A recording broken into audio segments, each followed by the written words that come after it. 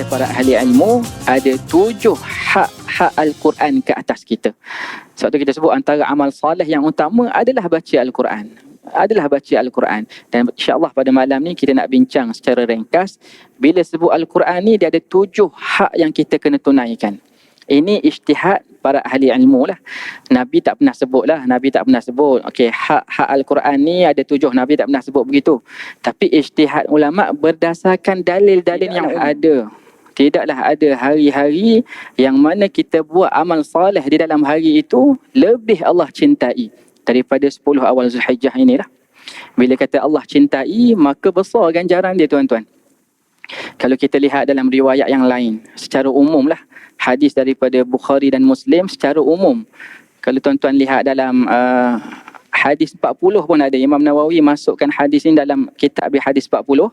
Berkenaan kalau kita niat, kita bertekad, kita bertekad nak buat satu kebaikan, fa'amilaha, lalu kita buat kebaikan itu, maka kata Nabi, kita akan dapat pahala bermula dengan 10 hasanat, 10 pahala, dan boleh digandakan sampai 700, dan boleh ila ad'afin kathirah. Nabi kata boleh digandakan dengan gandaan yang banyak. Maksudnya lebih daripada 700 lagi lah. Itu kita kata rahmat dalam agama kita lah. Nampak solat sama, kan, rukuk sama, sujud sama, keluar daripada masjid, boleh jadi pahala tu langit dan bumi berbeza, kan, dari sudut kesungguhan kita buat amal ibadat. Tapi kalau kita kata apatah lagi dalam bulan 10 awal Zulhijjah ni yang Nabi kata seafdal hari, kalau kita buat amal soleh, gandaan dia sangat banyak lah, tak terkira insya-Allah. Jadi mudah-mudahan satu lagi sebagai mukaddimah, kita sebut amal soleh ni umum lah. Dari sudut kita kata yang besar-besar ni baca Al-Quran, sedekah dan sebagainya, tuan-tuan semua tahu. Cuma dalam riwayat Imam Ahmad dalam musnad dia sebut satu, Nabi sebut satu ikatan lah. Selepas mana Nabi baca, Nabi sebut tentang kelebihan awal Zulhijjah ini, 10 awal Zulhijjah ini, Nabi ikat, fa'akthiru fihinna minat tahlil wat takbir wat tahmid. Dalam erti kata, tuan-tuan, antara amalan soleh, amal soleh yang afdal kita buat 10 Zulhijjah ini, 10 awal Zulhijjah ini adalah zikir kepada Allah Ta'ala dengan takbir, Allahu Akbar, tahlil, la ilaha illallah, tahmid, alhamdulillah. Kata jumhur ulama, kebanyakan pendapat para ahli ilmu, tak ada sirah, tak ada lafaz yang khusus kita nak zikir ni, Allahu Akbar. Kata para ulama, dia kembali kepada keumuman lah. Bila Nabi sebut, banyakkan takbir, Allahu Akbar, Allahu Akbar, Allahu Akbar. Bila sebut tahlil, la ilaha illallah, la ilaha illallah, la ilaha illallah. Nabi sebut tahmid, alhamdulillah, alhamdulillah, alhamdulillah. Cuma sebahagian ahli ilmu, sebahagian para ulama, dia sebut antara lafaz yang afdal, kita nak takbir, tahmid, tahlil ni, iaitu dengan lafaz, seingat saya dia mauquf kepada sahabat Nabi Abdullah bin Mas'ud. Dia mauquf pendapat. Dia kata Allahu Akbar, Allahu Akbar, Allahu Akbar, la ilaha illallah, Allahu Akbar, Allahu Akbar, walillahil hamd. Yang selalu kita buat itulah bila nak raya, kan. Okey, jadi kita kata 1 hingga 10. Bahkan tambah lagi 3 hari tasyrik itu, disunatkan kita takbir ni lah, dia panggil takbir mutlak. Bila-bila masa sahaja. Di pasar, kan, tempat kerja. Setengah orang dia nampak takbir ni di masjid saja, silap. Sebenarnya bila sebut takbir mutlak ni ataupun takbir mursal, dia bukan di masjid saja, di luar, di pasar. Cuma orang Melayu kita ni kalau kita buat di luar ni nampak pelik sikit lah, kan. Yang kata tepat dalam masjid tu bila sebut takbir muqayyad. Muqayyad ni diikat selepas solat. Yang tu kita buat dalam masjid lah. Maksudnya kita solat jemaah, kita buat takbir muqayyad ni dalam masjid. Okey. Wallahu alam, itu sekadar mukaddimah lah. Mudah-mudahan kita memperbanyakkan amal kita dengan baki yang ada pada bulan 10 awal Zulhijjah ni, insya-Allah. Okey, muslimin dan muslimat yang dirahmati Allah sekalian, pada malam ni insya-Allah sukalah saya kongsi satu perkara lah dengan tuan-tuan, mudah-mudahan ada manfaat bersama insya-Allah, iaitu kata para ahli ilmu, sab'atul huquq minal Qur'ani alaina. Ini tajuk kita lah insya-Allah. Kata para ahli ilmu, ada 7 hak Al-Quran ke atas kita. Sebab tu kita sebut antara amal soleh yang utama adalah baca Al-Quran. Dan insya-Allah pada malam ni kita nak bincang secara ringkas. Bila sebut Al-Quran ni, dia ada 7 hak yang kita kena tunaikan. Ini ijtihad para ahli ilmu lah. Nabi tak pernah sebut lah. Nabi tak pernah sebut. Okey, hak Al-Quran ni ada 7. Nabi tak pernah sebut begitu. Tapi ijtihad ulama' berdasarkan dalil-dalil yang umum. Quran, sunnah, ijma', qiyas dan sebagainya. Samalah juga kalau kita kata rukun dalam solat ni ada 13 kan. Mazhab Syafi'i ada 13 rukun. Nabi tak pernah sebut pun rukun tu ada 13. Tapi ijtihad para ahli ilmu, ulama dalam mazhab Syafi'i ni, dia lihat perbuatan Nabi, dia lihat lafaz-lafaz Nabi, sabda Nabi. Bila mana Nabi nak solat, mesti ada takbiratul ihram. Maka yang pertama rukun takbiratul ihram. Mesti berdiri, qiyam jadi satu rukun. Kan, berdasarkan dalil-dalil yang umum lah. Sama juga isunya kita nak sebut pada malam ni 7 hak-hak Al-Quran ke atas kita. Ini ijtihad para ahli ilmu. Setengah kata ada 5 sahaja hak-hak Al-Quran ni. Setengah kata ada 6. Tapi kita nak bahas yang kata ada 7 insya-Allah. Okey, hak Al-Quran yang pertama sekali. Bila sebut Al-Quran ni yang pertama sekali dan yang paling utama lah. Yang paling utama, iaitu kita kata tilawatuhu haqqa tilawati. Ini apa yang dikongsi oleh Syekh Muhammad Saleh Munajjid lah. Dia kata yang pertama, tilawatuhu haqqa tilawati. Al-Quran ni yang pertama sekali kena baca Al-Quran ni dengan sebenar-benar bacaan. Ni tak dapat lari lah. Dia ustaz ke, dia orang awam ke, siapa saja dia mesti cari bacaan yang tepat. Okey, kalau kita nak syarah sedikitlah huraian hak yang pertama ni, kita kata nak cari bacaan yang tepat ni tak lain tak bukan Al-Quran ni dia mesti berguru lah. Kalau boleh baca 30 juzuk ni tuan-tuan dengan ustaz, dengan kita katalah dia panggil istilah apa? Talaqi musyafahah. Cari seorang ustaz yang memang ada sanad dan sebagainya. Cari dia kalau boleh kita baca 30 juzuk ni depan dia. Kan, dia lihat mulut kita, kita lihat mulut dia. Itu yang terbaik lah, dia panggil talaqi musyafahah. Dan begitulah Quran ni sampai kepada kita tuan-tuan dari sudut bacaan. Kita ambil dengan guru, ambil dengan guru, ambil dengan guru sampai kepada tabi'in, tabi'in ambil dengan sahabat, sahabat talaqi dengan Nabi, Nabi talaqi dengan Jibril alaihissalam. Begitulah kita sampainya baca Al-Quran kepada kita. Sebab tu antara kepentingan ni kalau boleh kita nak baca 30 juzuk depan guru lah.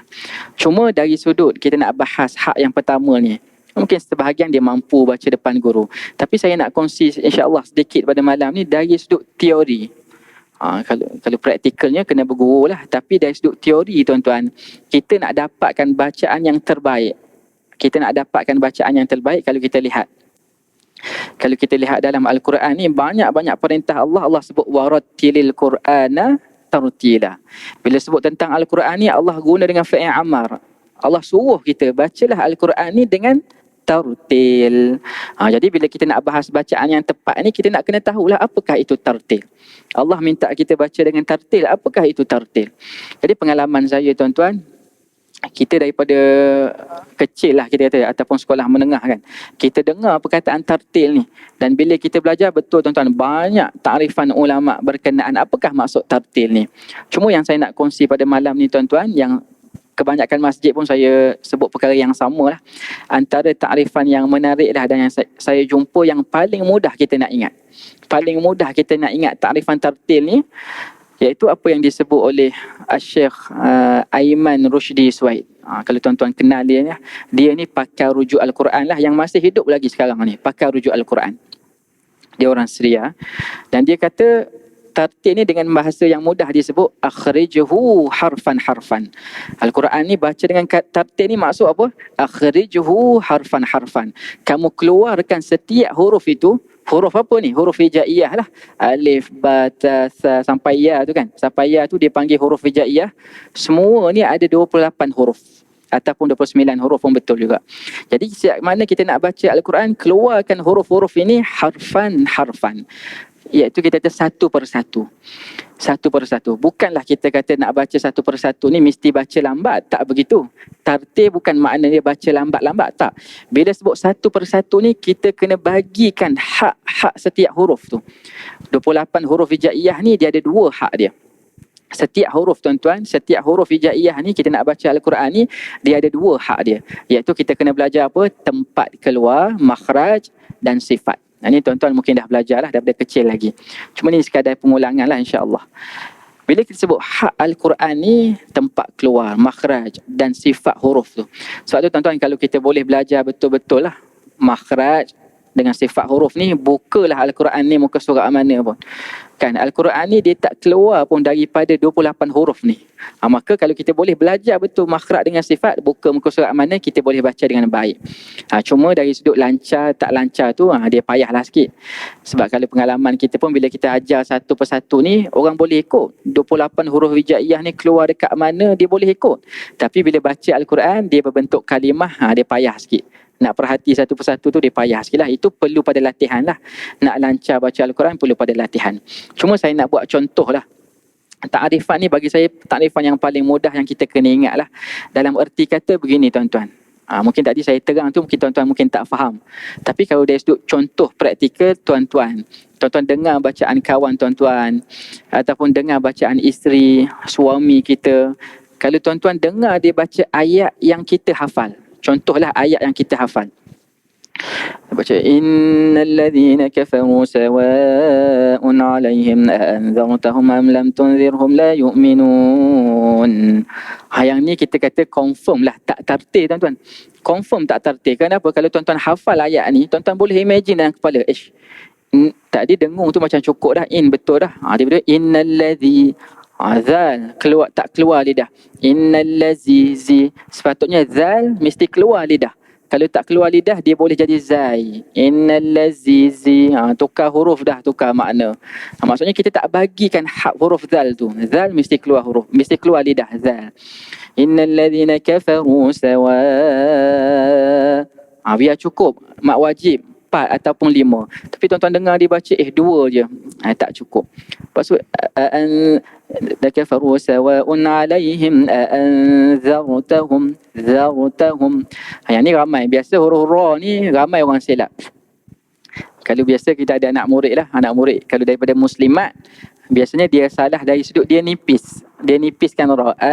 Zar. Ni banyak berlaku zar. Dia bukan zar, dia tengah-tengah je zar. Tapi biasa kalau muslimin, kalau kita lihat anak murid kita ni, dia terlebih tebal pula. Zar, dia muncung mulut. Nak cerita tuan-tuan telitinya ulama-ulama Al-Quran ni, dia bincang bab muncung mulut pun ada tuan-tuan. Al-Quran bukan semua tempat muncung mulut. 2 keadaan sahaja muncung mulut. Maknanya ra kalau mati jangan muncung mulut. Ramai berlaku hari ni kalau kita lihat. Antaranya bila takbir lah. Kan? Tapi kalau boleh masa baca ayat Al-Quran tu kita kena jagalah. Takbir Allahu Akbar. Ramai muncung mulut. Silap tuan-tuan. Ra yang mati dia tak muncung mulut. Detail ulama kita bincang. Muncung mulut ni 2 keadaan saja ataupun 3 keadaan lah. 2 keadaan ni kita kata setiap huruf hijaiyah yang baris depan. Yang baris depan maka muncung mulut lah. Kan bu, tu, su itu muncung mulut automatik dah kan. Ataupun ra bagi depan ru muncung mulut. Tapi kalau ra tu mati tak muncung. Yang kedua keadaan yang muncung mulut iaitu ismam. Surah Yusuf kan, la ta'manna kena muncung mulut ismam. Satu tempat lah dalam qiraat kita Hasan Asim. Dan yang ketiga, kalau huruf waw dia muncung mulut juga. Tapi selain daripada itu jangan muncung mulut. Ramai orang baca ihdinas muncung mulut silap. Sad dia kalau baris depan baru muncung mulut. Su. Tapi ihdinas si ramai orang baca ihdinas muncung mulut. Itu antara perbahasan tartil lah. Dan saya yakin tuan-tuan setiap masjid di Selangor ni dia adalah guru-guru Quran dia. Tapi kalau boleh kita minta guru kita ulang semula belajar makhraj huruf ni biar kita ingat betul-betul. Kerana kalau kita boleh ingat setiap huruf tu tempat keluar dia dekat mana, sifat dia apa, insya-Allah settle kita dari sudut hak yang pertama ni insya-Allah. Adapun kita yang dari sudut min mati, nun mati tu kan, kita belajar nun mati bertemu ba, iklab, yang kita belajar ikhfa, idgham, bila gunnah ma'a gunnah. Kita kata bukannya tak penting, tapi dari sudut keutamaan kena belajar apa dulu? Belajar sifat, belajar makhraj dengan sifat. Kata Syekh Aiman Rushdi Suhaid, nun mati, min mati, hukum hakam ni dia takmilah saja. Selepas daripada 2 kita dah mahir betul, barulah belajar min mati, nun mati, yang dengung-dengung semua ni. Bak mat dan sebagainya. Dia takmilah, dia penyempurna sama sahaja. Tapi kita berbeza daripada kecil, kita ulang yang sama je. Kan kalau belajar buku tajwid mesti nun mati dulu. Kan mungkin pengalaman tuan-tuan pun samalah. Kan tapi hari ni kalau saya tanya tuan-tuan, okey nun mati bertemudal, ingat tak hukum dia apa? Kebanyakan orang mungkin tak ingat nama. Tapi insya-Allah baca betul-betul lah insya-Allah. Okey, itu dari sudut hak yang pertama lah Al-Quran ni, kita kena cari bacaan yang sebenar-benar bacaan. Ataupun istilah yang para sahabat sebut, qira'atu kama unzil, bacalah Al-Quran ni sebagaimana ia diturunkan. Itu penting bacaan yang tepat ni, itu yang pertama lah. Okey, seterusnya kita nak masuk hak Al-Quran yang kedua. Hak Al-Quran yang kedua, supaya mana dah boleh baca dengan baik, kata para ahli ilmu, hak Al-Quran yang kedua ni an nahfazahu au nahfaza ma yumkinu minhu. Al-Quran ni kita kena hafal dia. Kita kena hafal. Au nahfaza ma yumkinu minhu. Yang terbaik kalau boleh hafal ni 30 juzuk lah. Dan seingat saya orang Melayu ni kalau kita tanya hafal tak Al-Quran ni, mungkin dia ingat yang 30 juzuk tu lah kan. Biasanya kalau kita tanya hafal tak Al-Quran, oh saya tak hafal. Sebab dia faham soalan tu 30 juzuk. Tapi seingat saya tuan-tuan, orang Muslim ni lah, mungkin dia orang yang baik, kurang baik dia, tak datang masjid. Tapi seingat saya dia hafal Al-Quran. Tapi au ma yumkinu minhu, semampu yang mungkin. Kita kata Al-Fatihah, kalau dia ingat Al-Fatihah ni, itu pun juga sebahagian daripada Al-Quran lah kita kata. Tapi kita kata takkanlah kalau tanya hafal Al-Quran, takkanlah ingat Al-Fatihah saja. Ataupun Ustaz, saya hafal Al-Quran ni 3 kul saja. Maksudnya kita kata taraf yang rendah lah. Kalau boleh kita upgrade diri kita tuan-tuan. 3 kul, surah-surah yang selalu kita baca Al-Mulk, kita baca sebelum tidur kan Al-Mulk, pada malam hari. Kalau boleh lepas dah baca, dapat bacaan yang baik, kita hafal, maka banyak ganjaran dia. Tapi saya tak nak panjangkanlah. Hak yang kedua ni berkenaan kelebihan orang yang hafal Al-Quran ni banyaklah tuan-tuan. Kalau tuan-tuan buka kitab Tibyan fi Adabil Hamalil Quran kan, Imam Nawawi ada satu kitab Tibyan, cantik tu dan kitab ni sesuai untuk orang awam, ustaz baca-baca tuan-tuan, berkenaan dengan adab penuntut. Dan dalam perbahasan yang awal dia sebutlah tentang kelebihan orang baca Al-Quran, tentang kelebihan orang yang hafal Al-Quran. Banyak hadis-hadis yang dia bawa. Cuma tuan-tuan, saya ingat saya satulah kalau saya boleh kongsi dengan tuan-tuan. Kita kata kalaulah tak ada hadis-hadis lain, ada satu ni je berkenaan dengan Al-Quran, kita kata cukup dah nak menunjuknya besarnya baca Al-Quran ni, hafal Al-Quran apatah lagi. Iaitu hadis yang diriwayatkan oleh Imam Tirmizi, hadis yang sahih. Bahkan mungkin tuan-tuan dah ingat hadis ni. Kalau tak ingat bahasa Arab pun mungkin ingat makna dia. Iaitu kata Nabi, man qara'a harfan min kitabillah. Masya Allah, Nabi sebut man qara'a. Bila sebut qara'a ni baca. Faham tak faham tu yang kedua lah. Baca boleh jadi faham, boleh jadi tak faham. Berbeza kalau Nabi sebut man darasa, barang siapa yang belajar. Dia berbeza dengan baca. Nanti kita akan bincang tentang tadarus nanti. Darasa ni maksud dia tadarus tu lah. Tadarus kata asal dia daripada darasa. Nanti kita bincang. Cuma hadis riwayat Imam Tirmizi ni Nabi sebut barang siapa yang baca, man qara'a harfan. Nabi sebut harfan ni satu huruf. Nabi tak sebut kalimah, Nabi tak sebut jumlah, tapi Nabi sebut satu huruf. Min kitabillah, maka falahu bihi hasanah, wal hasanatu bi asyri amsalihah. Maka padanya satu kebaikan, dan kebaikan ini digandakan 10 pahala. Maksudnya satu huruf 10 pahala. Wal hasanatu bi asyri amsalihha, la aqulu alif lam min harfun, walakin alifun harfun wa lamun harfun wa mimun harfun. Hadis ni tuan-tuan kalau boleh kita hafal tuan, dia semangat kepada kita. Kata Nabi, tidaklah alif lam mim itu satu huruf, tapi alif satu huruf, lam satu huruf, mim satu huruf. Maksudnya erti kata tuan-tuan, dalam erti kata kalau kita baca dengan tartil insya-Allah, alif lam mim. Kalau kita baca dengan tartil insya-Allah, mudah-mudahan kita dapat satu huruf ni 10. Jadi 30 pahala dekat situ. Cuma kebanyakan kalau kita lihat kesilapan orang baca alif lam mim ni, dia tahulah tanda mat dekat situ baca 6 kan. Baca 6 mat lazim kan. Tapi ramai orang tinggal dengung. Kita banyak pengalaman lah dengar orang baca alif lam mim. 6 harakat betul dah dua-dua, tapi tinggal dengung dekat bila mana masuk mim tu. Kenapa orang silap kat sini? Sebab tak ada pun tanda sabdu kat situ. Jadi dia keliru. Biasa kalau kita lihat orang ni ada tanda sabdu pun dia tinggal dengung tu. kan. Kalau kita baca laju dan sebagainya, ada sabdu pun tanda dia tinggal dengung. Apatah lagi alif lam mim ni tak ada pun tanda sabdu tu. Jadi ramai orang tinggal. Jadi nak betul kan, lam tu 6 harakat, masuk mim dengung 2 harakat. Masuk mim, lam nak masuk mim tu dengan 2 harakat, barulah kita sebut mim 6 harakat. Itu bacaan mudah-mudahan tartil, kita dapat 10 pahala setiap satu huruf. Cuma kalau kita nak bincang, kalau kita kata dah alif lam mim 30 pahala. Kita kata kalau baca bismillahirrahmanirrahim kan, berapa huruf tu tuan-tuan, tak sempat nak kira. Ba 1 huruf kan, ismun, sin, mim kan, kita darab dengan 10. Masya-Allah banyak. Sebab tu tuan-tuan, kalau kata ada satu hadis ni saja pun kita kata Masya Allah, hebat dah orang yang baca Al-Quran ni. Okey, tapi kalau kita kata orang yang hafal Al-Quran tuan-tuan, orang yang hafal Al-Quran ni lebih-lebih lagi lah tuan-tuan. Pengalaman kita tuan-tuan, kalau kita ada sahabat-sahabat lah yang otak dia ni maksudnya cepat hafal Al-Quran ni. Kita paling kurang kalau kita lihat dia orang yang cepat-cepat hafal Al-Quran ni, paling kurang saya ingat saya lah tuan-tuan, kawan-kawan kita ni, dia ulang 3 kali dia ingat. Itu paling cepat lah. Yang lambat tu mungkin ada lah, ulang 10 kali pun payah nak ingat ada. Tapi saya ingat saya paling cepat tuan-tuan, saya ingat saya 3 kali dia ulang, barulah dia ingat. Kita kata mungkin zaman sekarang ni tak ada macam Imam Syafi'i kan. Imam Syafi'i ni hebat lah. Kita kata umur 10 tahun tu pun dah ingat Quran. Tapi kita selalu dengar lah, saya tak pasti juga riwayat ni, sanad dia macam mana saya tak pasti. Tapi kita selalu dengar cerita Imam Syafi'i ni, antara kelebihan dia, kalau dia baca kitab lah, dia baca kitab apa-apa saja, kita kata kalau dia baca alik kanan, kena tutup alik kiri ni, kena tutup dengan tangan alik kiri ni, takut ingat juga sebelah tu. Masya Allah, satu kelebihan lah.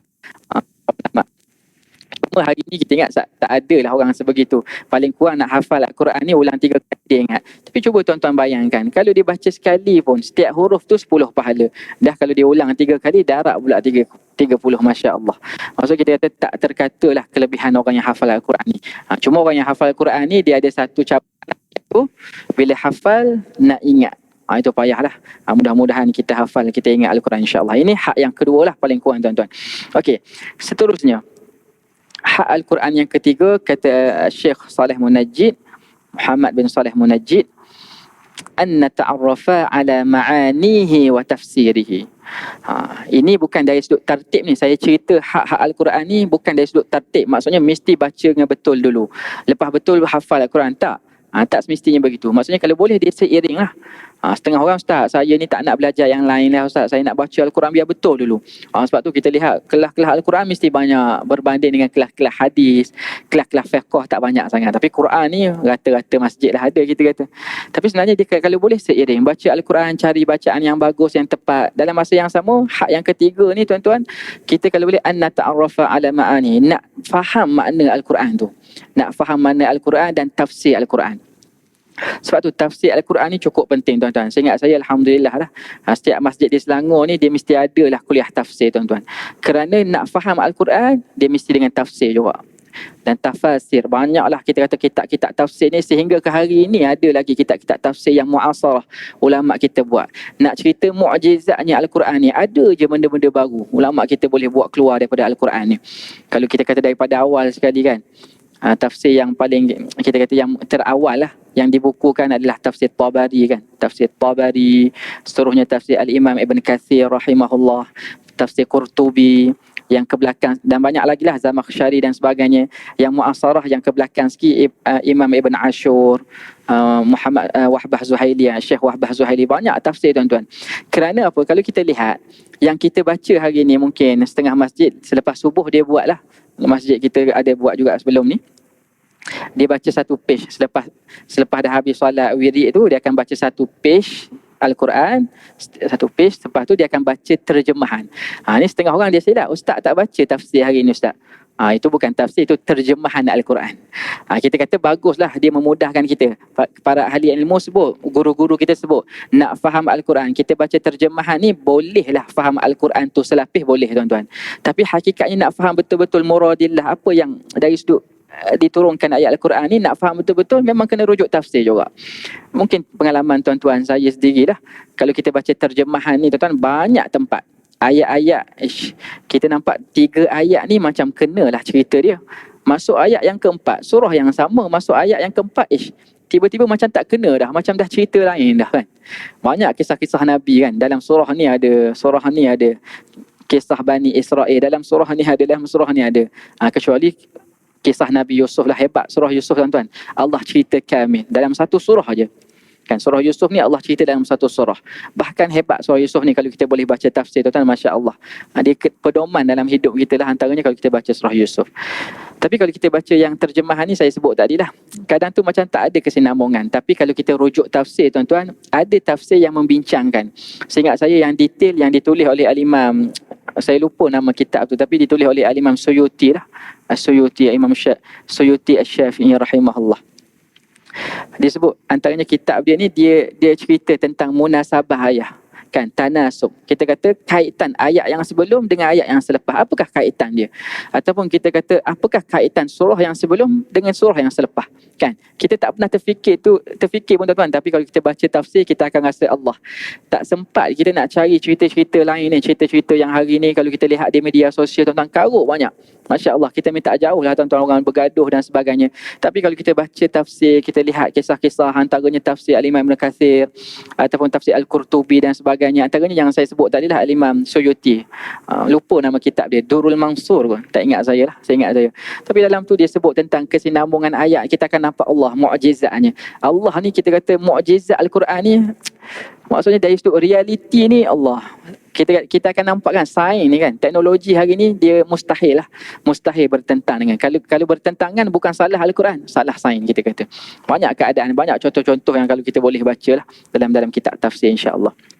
Okey, ini dari sudut kita kalau boleh nak memahami Al-Quran, mesti kena rujuk tafsir. Nak memahami Al-Quran mesti rujuk tafsir. Dan paling kurang tuan-tuan, kita mungkinlah ustaz saya ni orang awam, tak mampu nak baca tafsir bahasa Arab ni. Paling kurang tak apalah, kita disiplinkan diri kita, kita melazimi kuliah-kuliah tafsir. Kalau tak boleh datang kat masjid pun, dalam YouTube tu banyak ustaz-ustaz kita mengajar tafsir kan. Ataupun kalau tuan-tuan nak tafsir dalam bahasa Melayu, saya boleh syorkan tuan-tuan boleh beli tuan-tuan yang kita kata yang Nusantara punya dah, iaitu Profesor Hamka tuan-tuan. Masya Allah, lengkap 30 juzuk tafsir dia. Dan hari ni ada cetakan, seingat saya daripada cetakan PTS ada. Lengkap, setiap satu juzuk tu tebal jugalah. Satu juzuk, satu jilid dia buat. Ataupun tafsir Pimpinan Rahman. Banyak ustaz-ustaz kita mengajar. Tafsir Pimpinan Rahman ni tebal, tapi dia satu jilid je lah. Tebal tafsir Pimpinan Rahman ni, dia dalam bahasa tulisan Jawi kan. Cuma ni tafsir ni ringkas sangat lah, tafsir Pimpinan Rahman. Tapi kalau kita baca ada manfaatnya. Jadi mudah-mudahan tuan-tuan, paling kurang kita lazimi lah kuliah tafsir untuk memahami Al-Quran. Okey, itu yang kedua. Yang ketiga, hak Al-Quran yang ketiga, memahami makna dalam mempelajari tafsir insya-Allah. Okey, hak Al-Quran yang keempat. Okey, yang keempat kata para ahli ilmu, an natadabbarahu wa natafakkara fiha. Al-Quran ni kita faham makna, kita kena tadabbur Al-Quran ni. Al-Quran ni kena tadabbur. Dan tuan-tuan, antara hakikat penurunan Al-Quran ni dari sudut bacaan satulah, tapi hakikat yang sebenarnya dari sudut Al-Quran ni Allah minta kita apa? Tadabbur. Saya lupa ayat Al-Quran tu, tapi Allah sebut liyadabbaru ayatih wa liyatadhakkara ulul albar. Kita kata Al-Quran ni dia kena tadabbur lah. Tetapi tadabbur ni dia melalui kefahaman dulu. Mustahil ustaz saya tadabbur Al-Quran tapi saya tak faham. Mustahil begitu. Dia mesti faham dulu baru jadi tadabbur. Cuma antara yang saya nak kongsi tuan-tuan yang disebut oleh Syekh Sulaiman Ar-Ruhaili, antara teknik tadabbur yang berkesan ataupun untuk orang awam lah, mungkin kita tak mampu nak baca tafsir, kalau kita baca terjemahan pun kita boleh tadabbur sebenarnya. Antara teknik yang disebut, yang pertama, Al-Quran ni bila kita baca, kita akan jumpa berkenaan dengan hukum hakam kan, suruhan Allah, larangan Allah, banyaklah dalam Al-Quran ni. Kalau kita buat contoh mudah, banyak wa iqamis salah wa itaiz zakah, suruhan Allah Ta'ala dari sudut hukum. Maka kata Syekh Sulaiman Ar-Ruhaili ni, dia kata bila mana kita jumpa berkenaan dengan hukum ni, dari sudut suruhan ke larangan, kita baca Al-Quran, dan kalau kita baca terjemahan pun kita berhenti dulu. Kita berhenti, cuba kita fikir diri kita. Jangan tengok orang lain, jangan fikir untuk orang lain, untuk diri kita. Apakah dari sudut diri kita ni dengan suruhan yang Allah suruh ni, kita telah buat ke belum? Ataupun larangan yang Allah larang ni, wala taqrabuz zina dan sebagainya, banyak larangan dalam Al-Quran ni, kita lihat diri kita, kita tinggal tak lagi apa larangan Allah Ta'ala ni. Maka kalau kita lihat diri kita ni belum mentaati perintah Allah, maka cepat-cepatlah fabadar ila imtithal, maka cepat-cepatlah kita laksanakan suruhan Allah Ta'ala, dan wasalu lahu tathbit, dan pohon kepada Allah Ta'ala ni semoga Allah bagi kesabatan kepada kita, istiqamah nak buat apa yang disuruh. Itu teknik tadabbur lah, berkesan tuan-tuan. Kalau kita boleh buat, berkesan. Dan yang kedua, sebelum tu, kalau kita lihat diri kita ni dari sudut suruhan, Allah suruh ni kita belum buat, cepat-cepat buat.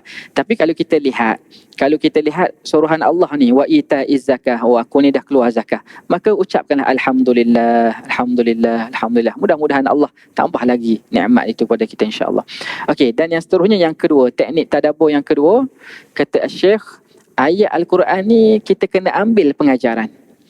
Ayat Al-Quran ni dia banyak bentuk. Antaranya para guru kita sebut Al-Quran ni 1/3 ni berkenaan kisah-kisah, banyak kisah-kisah dalam Al-Quran ni kan, kisah umat terdahulu, nabi terdahulu, kisah Bani Israel dan sebagainya, banyak kisah dalam Al-Quran ni, Ashabul Kahfi dan sebagainya. Jadi kata Syekh, dalam Al-Quran ni teknik yang kedua nak tadabbur ni, kita kena ambil pengajaran. Sebab tu Allah sebut afala ta'qilun, afala tatadhakkarun. Kita otak ni kena berfikirlah. Bila mana kita tengok kisah-kisah Allah azab orang yang murka, Allah azab orang yang tak taat perintah dia, maka kita ambil pengajaran, iktibar untuk diri kita sendiri. Maka kalau kita boleh buat dua ni, insya-Allah ada kesan dalam hidupan kita tuan-tuan, tadabbur.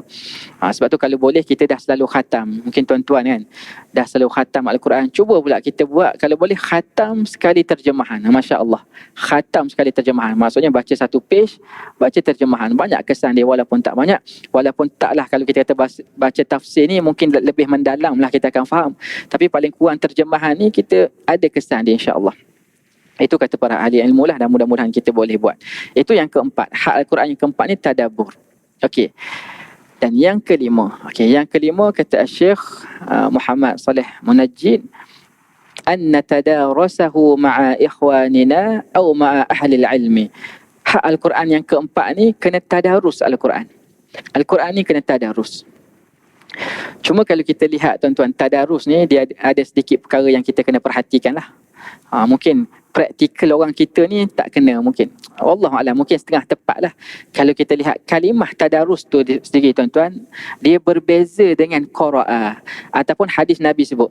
Hadis Nabi dalam riwayat Imam Muslim, wa majtama'a qaumun fi baitin min buyutillah yatluna kitaballah wa yatadarasunahu bainahum. Kat sini kalimah tadarus ni.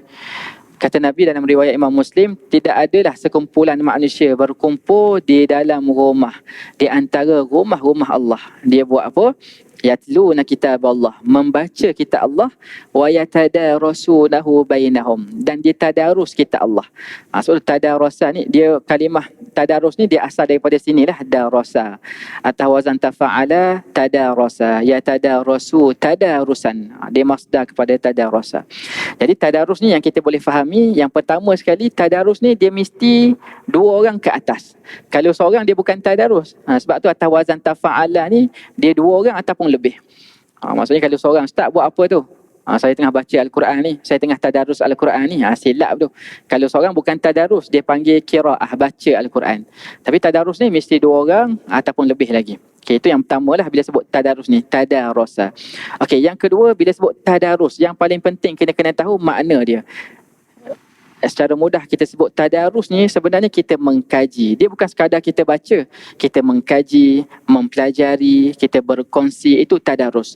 Sebab tu saya sebut tadi antara praktikal, mungkin sebahagian daripada kita lah. Kadang tu kalau kita lihat kan, bila tadarus 4-5 orang ni bagus dah. Tapi bila kawan dia baca salah, tengok orang sebelah buat apa. Kawan dia baca sebelah, kadang tu orang tak tegur pun tuan-tuan. Ni ada pengalaman peribadi juga lah.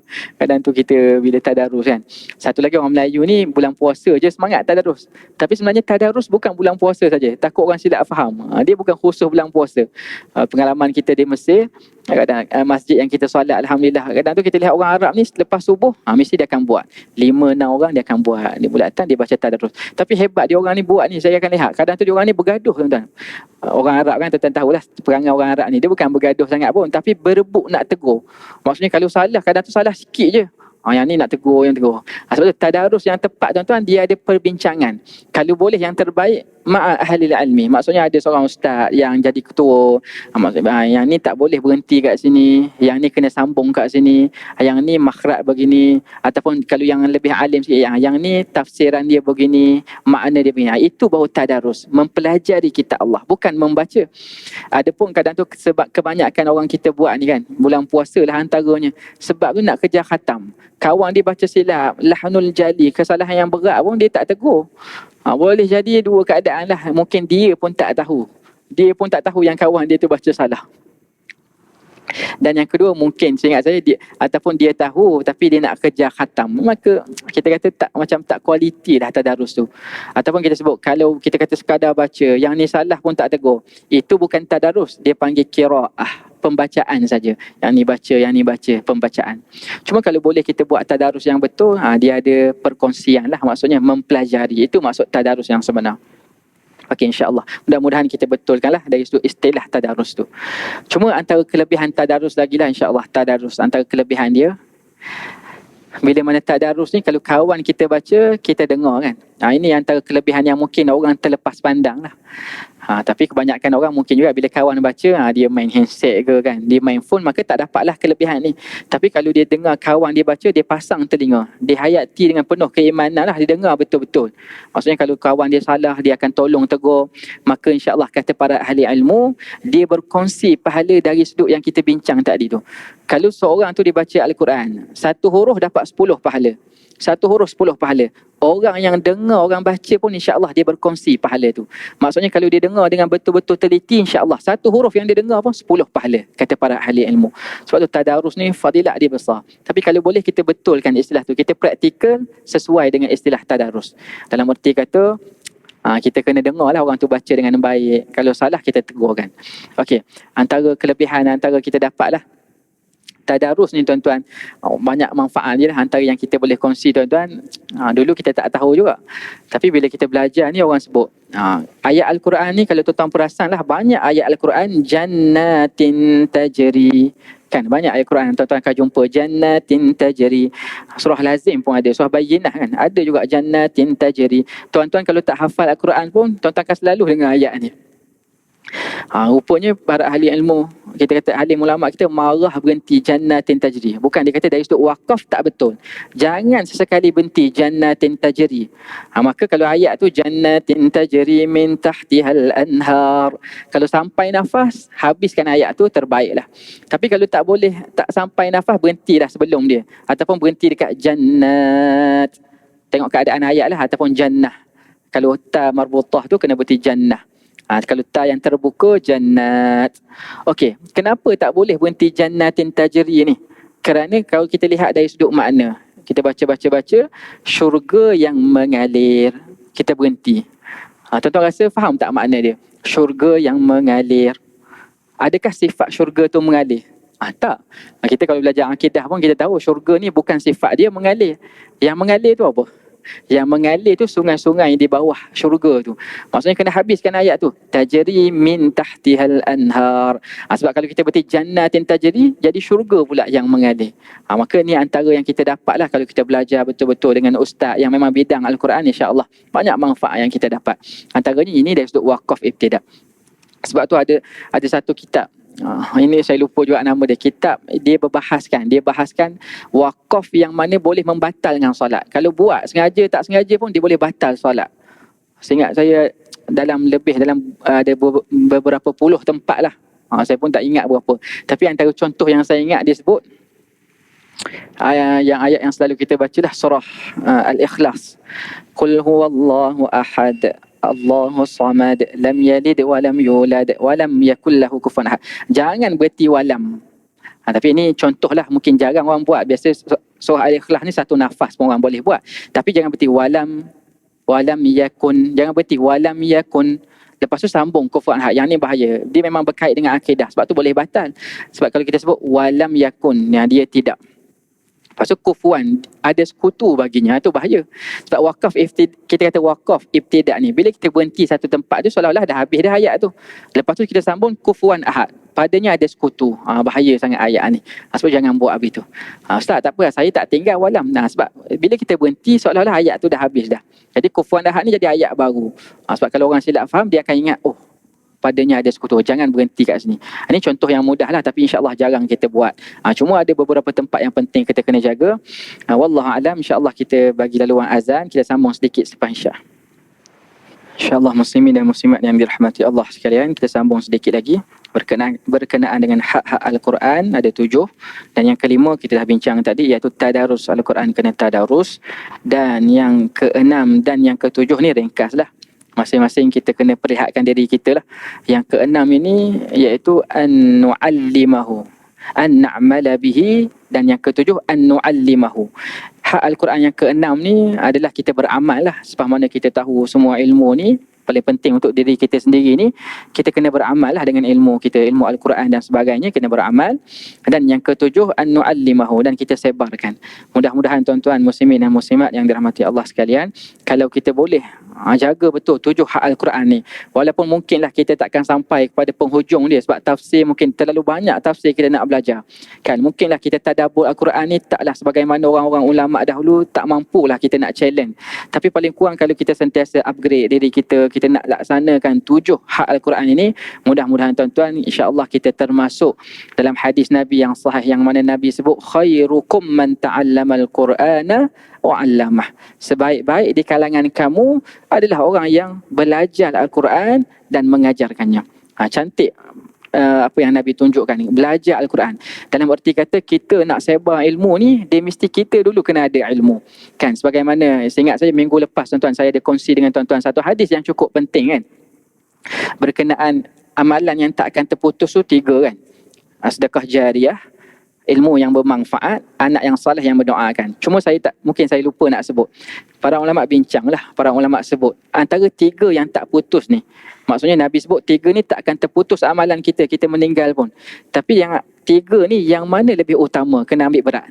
Yang mana yang utama kita kena ambil perhatian lah, persiapan diri kita? Kata para ulama yang kedua, iaitu ilmu yang bermanfaat. Ilmu yang bermanfaat. Kerana apa? Kerana yang pertama, sedekah jariah, dia tak terputus, kita akan dapat saham kita, tapi dia ada tarikh luput dia. Sama juga dengan anak yang soleh ni. Okey, sedekah yang jariah, tarikh luput dia apa? Kita ada wakaf, kita derma pembinaan masjid contoh. Tiba-tiba masjid tu dah dirobohkan dan tidak dibangunkan semula dan sebagainya. Maksudnya orang tak boleh ambil manfaat dah.